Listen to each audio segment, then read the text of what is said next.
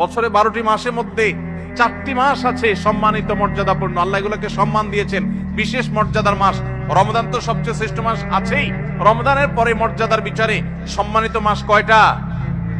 এই 4টার মধ্যে নবীজি সাল্লাল্লাহু আলাইহি সাল্লাম সহিহ বুখারীতে এই 4 মাসের ব্যাখ্যা বর্ণনা করতে গিয়ে তিনি বলেছেন সালাতুন মুতাওয়ালিয়াত, এই 4টার মধ্যে 3টা হলো ধারাবাহিক, জিলকদ, জিলহজ, মুহররম, আর চতুর্থ মাসটা হলো ওয়ারাজব মুদর আল্লাযী বাইনা জুমাদা শাবান, এই যে রজব মাসটা।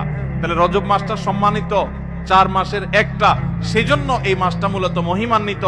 এই মাসে নবীজি সাল্লাল্লাহু আলাইহি ওয়াসাল্লাম মেরাজ হয়েছে বলে অনেক ইতিহাসবিদগণ বলেছেন, আবার অন্য মাসে হওয়ার কথাও আছে, কিন্তু আসল তাৎপর্যের কারণ হলো রজব মাসটি হলো সম্মানিত 4 মাসের একটা। এটাও আমরা অনেকেই প্রথম শুনলাম জীবনে। যাই হোক, সে বিষয়ে কথা বলা আমার উদ্দেশ্য নয়।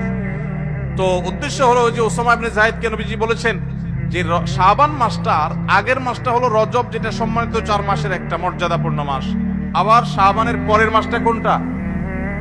রমজান, সেটা হলো বছরের সবচাইতে সেরা মাস। তো নবীজি বলেছেন 2টা মর্যাদাপূর্ণ মাসের মধ্যবর্তী শাবান মাসে মানুষ আমল ইবাদত না করে